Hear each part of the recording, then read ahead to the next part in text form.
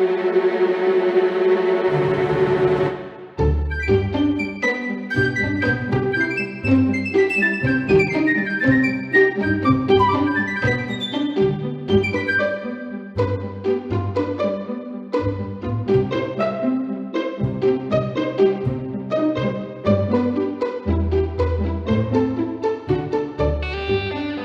bless Mr. B at Christmas time and baby Jesus too. If we were little pigs we'd sing piggy wiggy wiggy wiggy moo. Piggy wiggy wiggy wiggy wiggy wiggy wiggy wiggy woo. Oh piggy wiggy wiggy woo. Piggy wiggy woo.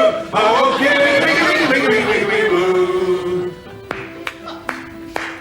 Utter crap.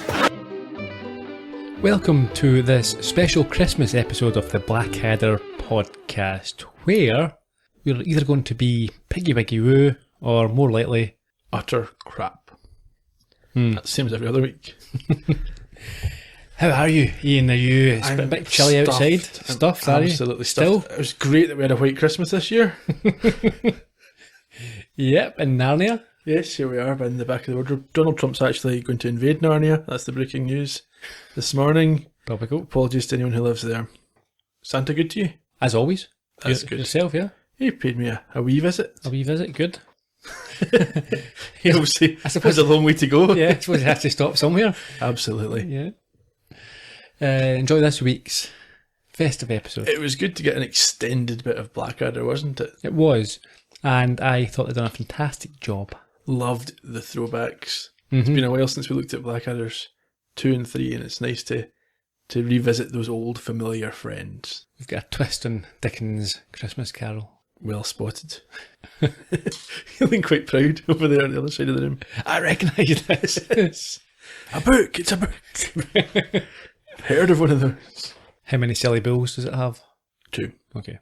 Well, before we fall asleep with this mulled wine and the turkey in our guts, do you want to begin? Why not? Do you have a festive summary? Well, I've got a summary. I'm not sure how festive it is, but we'll give it a shot. Okay. Cracker on.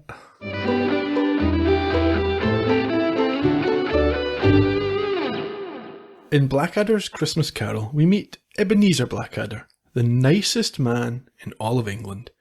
Such is his generosity that he must endure a penniless Christmas, having given all of his money, gifts and food to others. That night, he receives a visit from the spirit of Christmas. With a look into both his past and his future, will the revelations reinforce his good nature or send him down another path? Thank you, Ian. That was tremendous. We've got a voiceover at the start of this week's episode. Tell me about it. Well, I'm led to believe it's Hugh Laurie doing the voiceover at the start of this episode.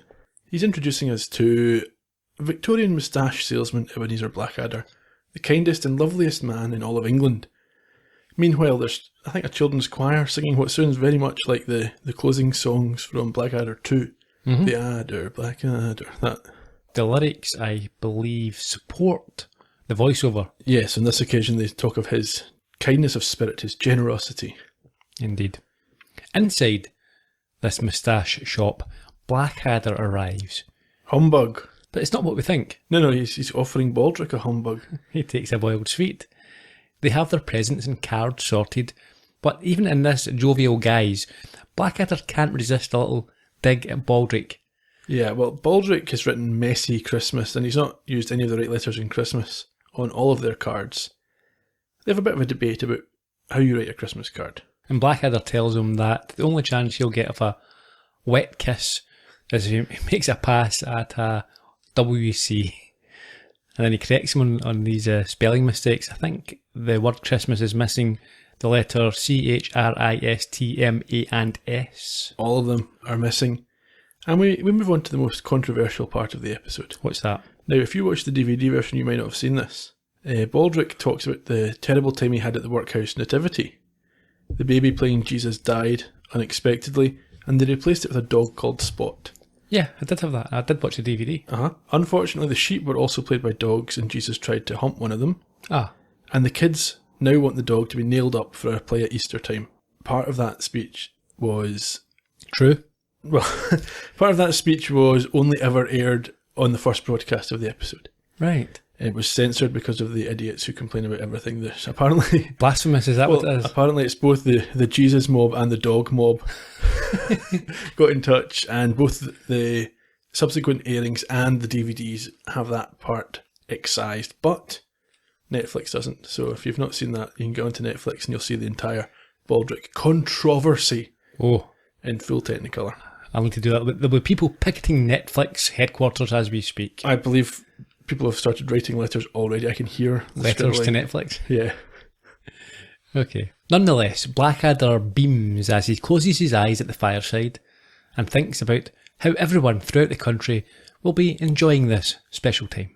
We skip over to Buckingham Palace. We do, where Queen Victoria catches her naughty German sausage wrapping her present. Now, he's got a problem. He can't keep a secret. No. So she finds out exactly what she's going to be getting for Christmas. I was surprised. I'm mostly familiar with Jim Broadbent from his later work and from like Moulin Rouge onwards. So he looks so young to me in this. It was quite surprising. But I think you were... Yeah, well, I had first came across him, I think, in Only Fools and Horses, where he did a guest role, and I've got some trivia about that Okay. towards the I'll end. not spoil that for you then. We're not going to give away the surprises. Vicky reminds Al of their Christmas tradition. What's that? They're going to disguise themselves as common people and go out among the public to reward the virtuous and the good. Sounds like a decent idea. Sounds like a terrible idea. Sounds like a stupid comedy movie. Over to Blackadder's shop again, and he seems happy enough with his meagre spread that includes a Christmas twig. In place of the tree, yes. They're made profit again this year in their How much? moustache shop. £17 and 1 penny. Yeah, Baldric, however, notes it would be much more if Blackadder would stop donating to the poor. he's such a good guy. They then receive a visit from a very harassed woman. Ah, Mrs. Scratchit, greetings to you on this merry Yuletide Eve. Oh, Mr. Blackadder! How can I be merry when we are so poor we shall have nothing to eat on Christmas Day, except what Grandfather can scrape from under his big toenails? No goose for Tiny Tom this year! Mrs. Scratchit, Tiny Tom is 15 stone and built like a brick privy. If he eats any more heartily, he will turn into a pie shop. Dear me, but look, there must be something we can do. Ah, that box of matches in your basket is just the thing I need. How much did they cost? A quid a match. Mrs. Scratchit, I suspect that to be a lie of sorts. Oh, but it's Christmas Eve, so here, take £10. So you don't want all the matches then? There's 17 of them. Mrs. Scratchit, you have the body of a weak woman, but the mind of a criminal genius. Here, £17 then. Lovely. And my best wishes to your massive offspring. So, we had £17 and a penny, and we give Mrs. Scratchit £17, so that leaves... Yes, come on, Mr. Baldric. £17 and a penny minus £17 leaves... £38, 8 shillings and 4. We had a couple of nods there to previous seasons. We definitely did. There's a Elizabeth I reference there with the body of a weak and feeble woman. Mm-hmm. And Baldric's inability to do basic mathematics was in the very first episode of Blackadder 2. Blackadder corrects Baldric's maths before a cheeky street urchin enters Slack Bladders looking for a penny for Christmas cheer. How does he get it? Well, he cries. Yeah, He's given it and then he's off to the gin shop. don't like that wee boy. No. However, still in good cheer, Blackadder notes they have their turkey, nuts and presents before he opens his door again, this time to an ear-piercing niece named Millicent. Yes, she cackles her way through and acquires not only her own Christmas present, but also the ones that Blackadder and Baldric were to receive. Everyone takes advantage of this poor fellow. They do. Millicent is going to return the next day on Christmas Day for lunch, so she advises Blackadder to cook a couple of extra turkeys, as her boyfriend will be joining her. She reminded me of a more annoying Queenie. Oh. That sort of girly, but... Less reasonable and more annoying, yes. Uh-huh. Baldric sarcastically asks her why she doesn't just take the tree, so she does. She's a horrible person. They all are. Disgusting. Perhaps just thoughtless, but still. No, horrible. Horrible in effect. Still trying to look on the bright side, Blackadder then opens the door again, this time to a chap called Beadle and his 3 obese orphans who take their nuts. Well, they offer felicitous compliments of the gorging season. Mm-hmm. And as Baldric hides the turkey inside his coat, they take what they can see, which is the nuts on the table. And they head off. Baldric calls him a fat git, and a kind Blackadder tries to see beyond that to... He does. He asks Baldric to consider stripping away the outer layers of a fat git, and inside you will find... a thin git. Baldric's quite right on this occasion. Yeah, and he has orphans who Blackadder tries not to puncture. That's it. He's nice, but he's still got his sort of sharp edge, doesn't he? Mm-hmm. Baldric then reminds Blackadder that they still have their Christmas turkey and suggests praying to the big pink sky pixie for a Christmas miracle. Now, the big pink sky pixie, that again was another nod back. We've had that before. Have we? Yeah, I can't remember exactly what episode. Okay. But one of them. And this praying does seem to work. Yep, the doorbell goes immediately. Who's there? It's the Victoria and Albert. It is indeed. They are out, as we heard earlier, to reward the virtuous and have heard of Blackadder's generosity. Yes, so they ask him for money for the virtuous lady next door. £10. That's an awful lot. That's more than half his annual profits. Yep, but he has nothing to offer except the turkey, which they take. They do. At this point, Bit of racist humour. Blackadder comes through and comments on Albert's accent. Yes, he says he doesn't sound like he's from around here, and he says, 9, I'm from Glasgow. Blackadder says he loves the city and especially the Gorbals. Now, the Gorbals, when this was made, are slightly different from the Gorbals today, aren't they? Yeah. Oh, when you say, yeah, back in the 80s. Yes. Oh, yeah, back in the 80s, 60s, 70s, 80s, it was a notorious area in the whole of Europe, actually. Yeah. So the shortest life expectancy in Western Europe, wasn't it? Something like that. Yeah, we still do have in out Baillieston way. Yeah. But That's nothing to be proud of. That's what the Gorbals would have been famous for when this yeah, was made. Huge area of deprivation, violence. It was a bad area. Yeah, notorious, we might say. Until recently, I lived about a quarter of a mile away from it. And in fact, one of our colleagues still lives there. It's been regenerated. They call it the New Gorbals now. They call it New Gorbals, It's a bit like New Labour. It's just as terrible, but you can't tell. It's shiny on the No, outside. it's certainly not as bad. Oh, well, it's not the most prosperous of areas still. True. But anyway, the point of this joke is what? Well, it's multifaceted, isn't it? First of all, Albert doesn't know anything about Glasgow. And secondly, Gorbals sounds a bit like Goebbels, a German name, familiar family perhaps to Albert in this insinuation. Possibly. They leave anyway, with the turkey. And Blackadder is now a little more downbeat, but Baldric has put his sock up on the mantelpiece in an attempt to try and entice Santa down the chimney. Blackadder's good nature has reached its limit. Yes. He suggests that if there's one sure way of preventing Santa from coming down the chimney, it's for Baldric to put his socks there. He asks Baldric if he doesn't have a different sock, and he says it's on his other foot. So Blackadder retires for the evening. Well, he gives Baldric a sock. Oh, Or he tells Baldric he can use his sock anyway.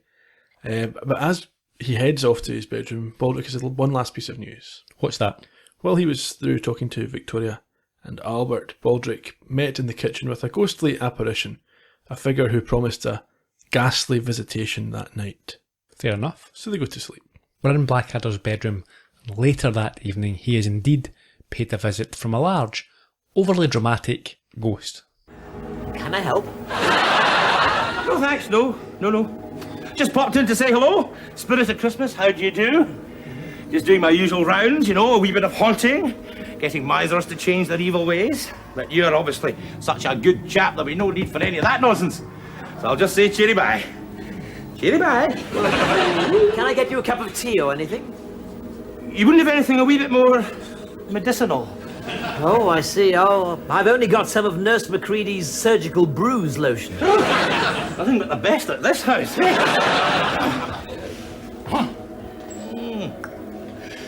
Delicious.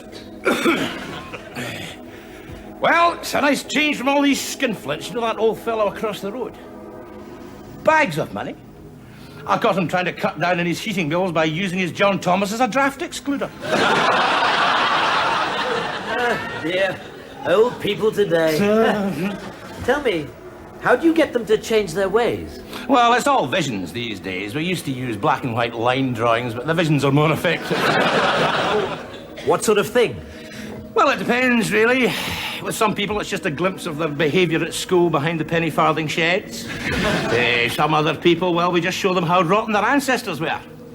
Of course, with your ancestors, it would have to be the full 1 hour 10 vision with a break and ice cream.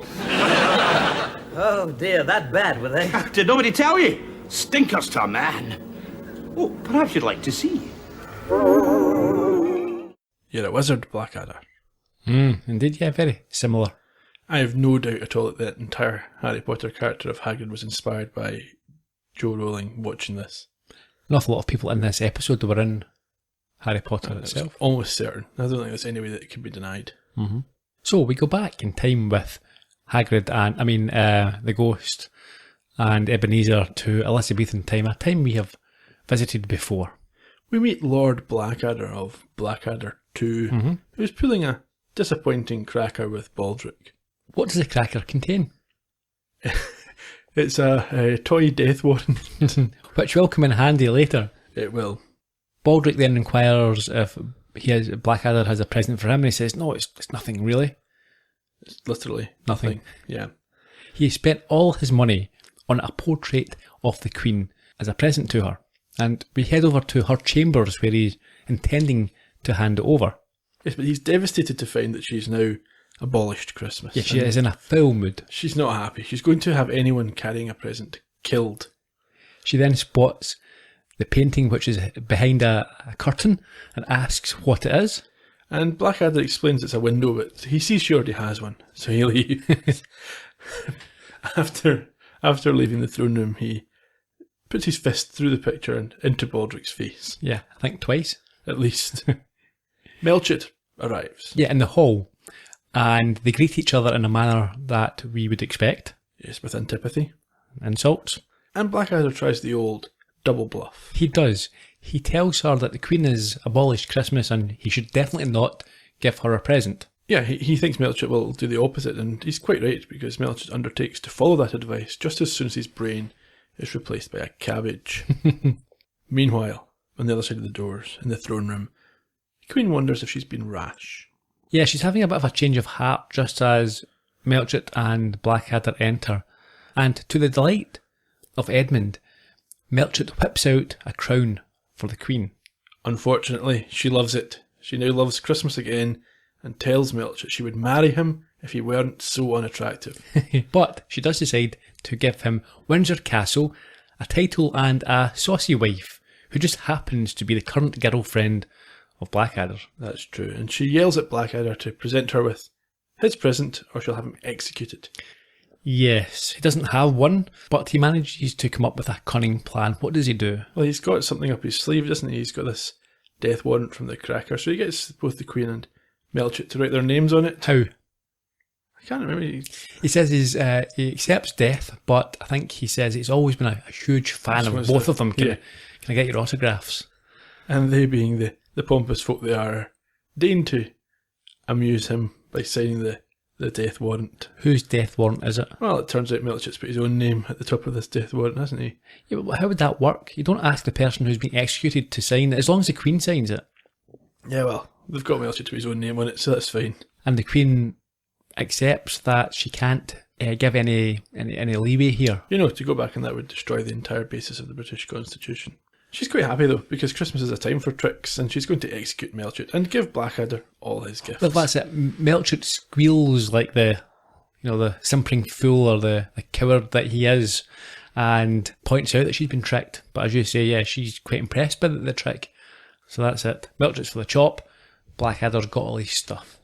I have to say, I love this, because Blackadder 2 is my favourite, and getting a little extra bit of it was just really good. Sure. Also, I don't think that this showed Blackadder to be particularly nasty. He was trying to save his own life. He had turned up with a present for the Queen. She had been unreasonable. Yep. And he had to do this to avoid having his head chopped off. He wasn't doing it out of badness, really. No, absolutely not. And I don't think that his descendant was too upset by his behaviour. No, because we head back to Ebenezer's bedroom And a concerned ghost notes that he appears more impressed with his ancestors' cunning than he should be. And Blackadder then seems surprised to find out he has other ancestors. Maybe it's other ancestors worth hearing about. So where do we go? We head back to the Regency. We do. The palace and the hall, to be specific. And we hear Blackadder moan to Baldric about the prince getting all the presents and them never getting any. So he has a plan that involves Baldric wearing a dress and pretending to be an old lady after a game of charades. Absolutely. They're greeted by the Regent, and he is delighted to begin their annual game of charades. Who else is there? Well, I think is it Nelson sleeping on a chair, and Passed out drunk, I reckon. and Baldric is with Blackadder also. At this, the prince lets it be known how happy he is to be with his male chums, and he asks Blackadder what he can do with a girl that he can't do with his male pals. And how does Blackadder smartly respond? He says, "I can't conceive." I thought that was a fantastic plain words. It was brilliant. Yeah, the prince even acknowledges it himself, doesn't he? He does. However, the prince then struggles with the concept of syllables during the aforementioned game of charades. Now, who's first up for the game? I'd ask old Horatio here, but he's out of it, I'm afraid. So it's the little monkey fellow first, is it? It is indeed. Excellent. Oh, I love charades.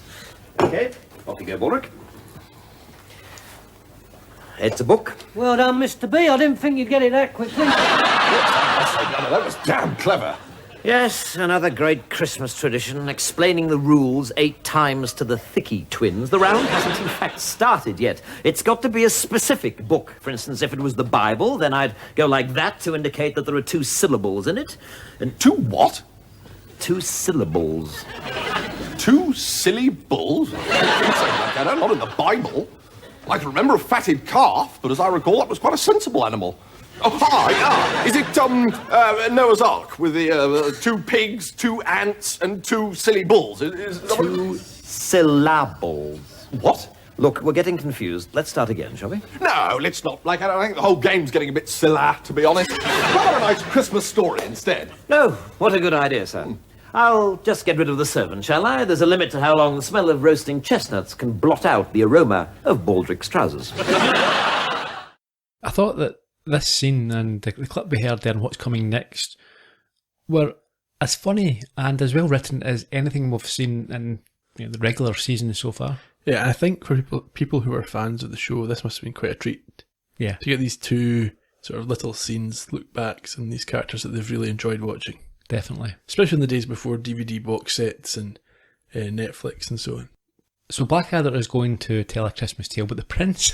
He's got some stipulations, doesn't he? He's not interested in the depressing tale of the chap born on Christmas Day who shoots his mouth off at anything and then comes a cropper on top of a hill in Johnny Arrowland. No Jesus story then. So instead, Blackadder weaves him a tale. Yeah, well, just before that, Nelson wakes up and thinks he's gone blind. I thought that was a great visual joke as well. So he's wearing an eye patch in one eye. He wakes up, shouts that he's going blind. What does Blackadder do? He just moves the patch to the other eye. And he drops back off to sleep. He does. That was great. Although apparently Nelson never actually wore an eye patch. Inaccuracy. Mm-hmm. So tell me about this tale. It's a story about a charming prince and a starving granny who comes to the door of the charming prince in great need. And rather than hoard his wealth, the prince is generous and gives her all his presents, and she lives happily ever after. This Moves the prince emotionally, just in time for the bell to ring, and an old lady enters. What happens? Well, we assume this is Baldric, dressed as an old lady. We've seen this before as well, haven't we? In a case of mistaken identity, but the regent insists this old lady come in, gives her all the presents, and as Blackadder follows her out the door, he realises it wasn't Baldric at all. Correct. She also took the household silver. She did. Yes, we find out it wasn't Baldric. He appears from another room. Having shown the old lady out. Yeah. He's wearing a dress, but it's quite clearly not as good a disguise as you might have hoped for. No. So realising what has happened, Blackadder punches Baldric more than once. Quite a few times. Yes. And decides he's going to go and rob the granny. Yes, he states how dangerous the streets can be for an old lady. Especially from him. Yes. And as he wakes up, And that's another nod back to the first episode of season 2. yes, with the father of the bride and his £10. Yeah. Sorry, as Ebenezer wakes up, he asks for confirmation that his ancestor did in fact get all of the presents, and the spirit of Christmas says yes he did, but that's not the point. Yeah, the ghost's worried mood is inversely proportional to Blackadder's delight in hearing of his sleekit ancestors. Blackadder now sees the benefit in being bad. He wants to see what happens in the future. What would happen if he went bad? Yes, the ghost doesn't want to initially show him the future, but Yeah, as a great observer of people, Blackadder has worked out the wavy hand motions to commence a vision. and so that's where we head, the future. And we're transported to this very 70s, 80s interpretation of the future, where a high council of the Universal Empire sit. Now, who does that include? Well, it's a queen type figure who That's- looks a lot like the queen. Asphyxia? It's a nursey type figure called Bernard. Mm-hmm. It's Hugh Laurie playing an assistant of some kind, Pigmont, I think. and Stephen Fry is a Melchett type sycophant. Frondo. There you go. And then a cross between the Highlander and Robocop enters, and it is the incarnation of Blackadder, who is now a Grand Admiral, Of the dark segment. and he is greeted interestingly by Frondo and Pigment. Can you remember what they did? I can't remember exactly every bit, but it's some kind of, it's a group meet they're having with the words were stupid. Funny but stupid, I didn't bother writing them down. He's closely followed by someone else. It's Baldric in a leather jockstrap. Yeah, and a dog collar. It's a very unsettling look. Unsettling but familiar. Is it? Don't know what When was from. the last time you saw a guy in a Did leather Baldric jockstrap not and wear something dog like this collar? at No, I some think earlier you're, stage. I just remember seeing this previously. I think your browsing history might. Let's move on. Yeah. They then talk gibberish, and it's Douglas Adams style. I've said this before, I'm not a huge fan of the invented words. No, I don't like them. I think they take you out of things quite quickly. Mm-hmm. Unless it's done well. Yeah. Like Tolkien or someone who does it well. But others, when they put Zs and things and Xs, it's just stupid. And Blackadder's talking about the people or the things that he has slain before Asphyxia requests a present. He has a spinny metally thing, which the others around the Queen are not impressed by. What happens when he uses it? They vanish, and he demands the Queen hand over control of the universe and marry him, which she defers to him on. She's quite happy with that. So we go back to the bedroom, and a now enthusiastic Blackadder realises that if he was bad, his descendants would rule the universe. But the ghost warns that him being the ruler is not all that it is cracked up to be. No, he says that there's spiritual rewards in being good, but Blackadder insists on seeing the alternative future if he does not go bad. And so we very quickly go back to the future. Ooh. It's basically the same start of the scene that we had previously, but this time Baldric is the admiral of the dark segment and has lost all these battles, and Blackadder is his slave in a jockstrap. Yes, but Baldric doesn't take on the characteristics of Baldric. He's not confident and obviously capable. He's still a He's still Baldric. Baldric, yeah, he's terrible. They've lost their entire army. Things look really bad. Yeah. Back to the bedroom. So this seems to have convinced Blackadder, and even the ghost's philosophical arguments make no difference. Bad guys have all the fun. But despite this, the spirit manages to obtain from Blackadder assurances that he will be good Yeah, sure. before quickly leaving. He does. And Blackadder is left to wake up on Christmas morning. Baldric brings Blackadder his own empty sock that he gave him the night before, and Blackadder finds something in the empty sock for Baldric. Yes, describe what he has for him. It's his fist, and it's a gift that Baldric can use or receive, more to the point, again and again. So we're seeing a distinct change in outlook and character here. Immediately. An urchin comes to the first floor window and is knocked clean off his ladder by Blackadder's Perhaps to his doom. response. Oh, yeah. It reminded me of the first episode of Game of Thrones, and anyone who's watched that will know what I'm talking about. Okay, it reminds me of one of the episodes from 2 where Urchin was singing in the street and Blackadder shoots him with an arrow. Yep, that as well. The doorbell goes, and Baldric is told not to answer the door until Blackadder is dressed, and that'll only take about 40 minutes.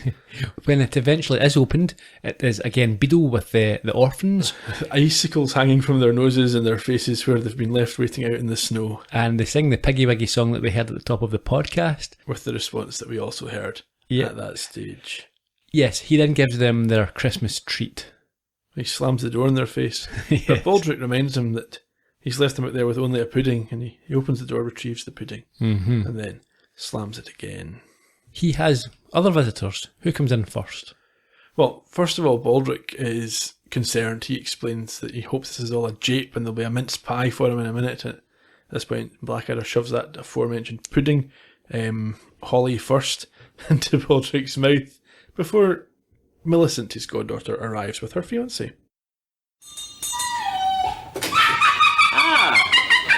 Ah, my dear Millicent's come for her dinner. And she seems to have brought the fish course with her. Who, my dear, is the huge halibut in the trousers? I think it's me. This is Ralph. He's my fiancé. We're in love. Oh, dear. Ill-conceived love, I should warn you, is like a Christmas cracker. One massively disappointing bang and the novelty soon wears off.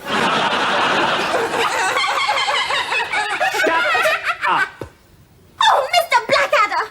What's happened? You've changed from the nicest man in England into the horridest man in the world! I was thinking the same thing myself. Well spoken to. I would explain, my dear, but I fear that you wouldn't understand. Blessed as you are with a head that is emptier than a hermit's address book.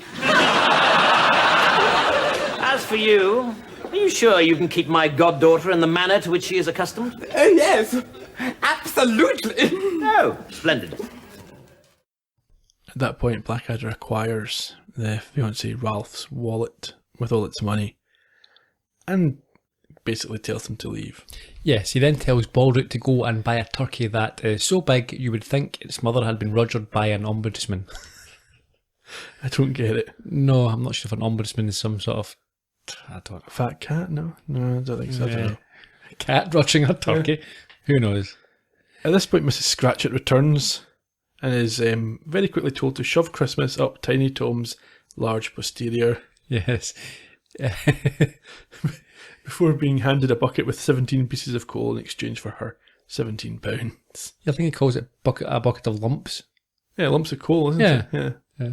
I also liked in here there was an insult where I think she asks if he has found a present or a little fill for her. And he says that he's always found her fill more than just a little. Yeah. So she leaves and Baldric returns with this massive turkey. Yeah, I think it either just before or around about this time, Baldric mentions the milk of human kindness and Blackadder tells him it's gone off. And he is to slam the door in the face of whoever just rang the bell. It's Victoria and Albert. So Baldric, of course, does not slam the door in their face and is asked if it is the home of the great philanthropist Blackadder. Yes, they have a wonderful secret for them. And again, Al is not able to contain this and lets it slip that they are going to give Blackadder an enormous fortune for being such a generous fellow. £50,000 and a barony. Wow. However, at this point, Blackadder comes through and slams the door on Baldric's face firstly, and then on the faces of the scrounging loafers, as he describes them. He makes his way through to the kitchen and is followed by the Queen and Prince Albert. Yeah, they've not taken no for an answer and have decided to give him a second chance. They ask him if he's recognised them at last. Yes, and feigning delight and regret, Blackadder rises and claims that he does in fact know who they are. Yes, unless I'm very much mistaken, you're the winner of the Round Britain Shortest, Fattest, Dumpiest Woman competition. And for her to be accompanied by the winner of this year's Stupidest Accent Award is really quite overwhelming. Cork it, fatso. Don't you realise that this is the Victorian age, where apart from Queen Piglet features herself, women and children are to be seen and not heard? Queen Piglet features? Yes. Empress Oink, as lads call her. The only person in the kingdom who looks dafter than her is that stupid Frankfurter of a husband. The pig and the prig, we call them. How they ever managed to produce their 112 children is quite beyond me. The bedchambers of Buckingham Palace must be copiously supplied with blindfolds. Something in our entire lives. Well, all I can say is you've been damned lucky. I thought that was top class insulting by Blackadder there. It would have been fitting in any of the regular episodes. I think it's obvious how naturally being this way comes to the entire Blackadder dynasty, isn't it? Certainly. It only took him one dream to discover such eloquence of insults. Sometime later, in the dining room, Blackadder is tucking into his large turkey and casts a wishbone to Baldric. Yeah, he wishes there was meat on it. Before Blackadder states that it was very satisfying having a go at these pretend royals and he would like a go at the real thing. Baldric explains that it was the real thing before being chastised. Yes, he says, don't be so silly. The real queen always leaves her royal seal. Yes, and Baldric produces the royal seal and we end with an aghast Blackadder realising what has happened. Yeah. One of 3 alternate endings that were in the original script. Tell us about them. Yeah, they all end similarly at this scene with Baldric and Blackadder. The one that was used or filmed ultimately is this one with the aghast look as he realises, and we can imagine for ourselves what will become of Baldric as a result. There was another version where Baldric explains what they had on offer for him, and he asks why Baldric didn't make this clear at the time, and Baldric says he's sorry about that, but sometimes you push me too far, which would be out of character, yes. I think. And there was a different version where Ebenezer has a longer spiel about how he could chase them down if he went up some drain pipes over some roofs and explained to them that it was in fact his identical twin before realising he wouldn't make it and attacking Baldric with a poker. I think they made the right decision in ending it how they did. I think so, especially since they didn't have a lot of time to put. I mean, this was only recorded a couple of weeks before broadcast. Yeah, it was, like I say, the quality was right up there. You didn't, it didn't look like a special. It didn't look like a hastily put together. Did you spot the end of the credits, the little annotation? Nope. It was very much in the early days of annotating things on screen, but someone's scrawled across the credits, a merry, messy, quiffle, nouvy, and that's been scored out. It says Quiz News. So yeah, I take it we both enjoyed it. Very much. Mm-hmm. It was first broadcast over 29 years ago, nearly 30 years. 23rd of December 1988. A generation. Ooh. The director was Richard Bowden. We've got a change of guard here. Yeah, I've got a little bit of trivia about this as well. There was obviously an issue then with him going back and doing stuff with Blackadder 2 and Blackadder 3 that had been directed by Mandy Fletcher previously. Mm-hmm. And apparently John Lloyd was very hard on him in terms of how these scenes should be shot and where folks should be, how it should be lined up, whether they should have a 2-camera setup and so on. I don't think the director got a lot of freedom in those parts of the episode. Do you know anything about, was this a trial run for him? Because obviously he goes on to direct all of season 4. Right. So do you think, because I'm wondering why they didn't ask Mandy Fletcher to come back and do this. Was this a trial run, or had they already agreed this was a way of easing him into it? I'm not 100% certain, but my understanding was he was approached because Mandy Fletcher wasn't either able or willing to do the special, and it went on from there. I don't think it was if you do this well, then you can get the next season. Yeah, it wasn't a trial. No, I don't think so. He was born in 1953. This, as mentioned, is his first of 7 Blackadders, including all of the forthcoming 4th season. Also known for Upstart Crow, Count Arthur Strong, Life of Riley, Time Gentlemen Please, and a lot of other work with Al Murray. 2.4 Children, I think he directed all of those. Allo Allo and No Place Like Home. He also produced 12 episodes of the IT Crowd. That's more recent. Mm-hmm. Yeah. We have an uncredited writer this week. Who's that? Charles Dickens story. Of course. So some of the stars, you mentioned Jim Broadbent, who played Prince Albert, born in 1949. This is his second of 2 Blackadders. He'd previously been in the first season, which we've not covered as yet, but we will get back round to that. Primarily known for Moulin Rouge, Iris, Game of Thrones, Harry Potter, Hot Fuzz, Gangs of New York, the Bridget Jones movies, and Only Fools and Horses, as I mentioned. He won a Best Supporting Oscar for Iris and was Grammy nominated in the Spoken Word category for Winnie the Pooh. Interesting. More interestingly, I think, was that he declined the role of Del Boy in Only Fools and Horses. That was offered to him first. And he also declined an OBE. Interesting. Yeah, always good to hear. I think he was also the first choice for Lord Whiteadder when they did that episode of Blackadder 2. It was either unable or unwilling to participate. Beadle, he was the head of the Fat Orphans, was played by Dennis Lill. We've spoke about him before. He played Sir Talbot Buxomley in Dish and a Dishonesty. He had a short run at it. I'm sure many people will have recognised Millicent. She was played by Nicola Bryant, born in 1960. This was her first role since leaving Doctor Who, where she played Perry in 33 episodes from 84 to 86 alongside Colin Baker. So Doctor Who fans will certainly be aware. I think she was a bit of a sex symbol. Okay. The Jenna Coleman of her day. She has also been in Hobie. She has also been in Hobie City, Doctors, My Family, and recently Star Trek Continues. Don't know what that is. Neither do I. Don't think it's a thing. No, that's like not an official thing. Did you recognise any of the orphans? I'm not big on my whole orphan thing. So. Okay. Erkan Mustafa. He was born in 1970, was one of them. I recognised him, and most people will, from playing Roland in Grange Hill. Okay. He has also been in Chef and The Bill. I don't think he acts very much anymore. Okay. Barbara Miller. She died in 1990, aged 68, and she played the old lady, the thief, in this episode. This is her fourth of 4 Blackadder episodes. Okay. She was a wise woman in Bells, and also in 2 episodes in the first season. Okay. As well as Blackadder, she has been in Terry and June, Auf Wiedersehen Pet, Coronation Street, Meet the Wife, Zed Cars, and Love and Kisses. Any trivia other than the stuff you've already mentioned? Well, I've been through quite a lot already. I think that's enough. That's more than enough at this time of year, Ian.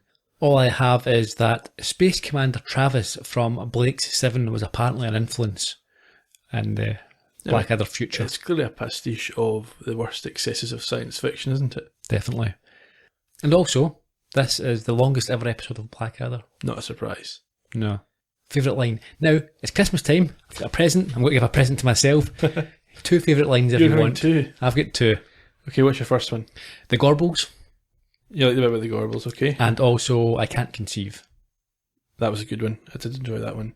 I quite liked I Can't Go Back on It Without Destroying the Whole Basis of the British Constitution. Yes. Well, that's us. I'll be back to our regular programming next time. Not sure what's coming up, but we'll catch up. Merry Christmas, everybody. Merry Christmas. Enjoy the new year. When it comes, cheerio. Bye-bye.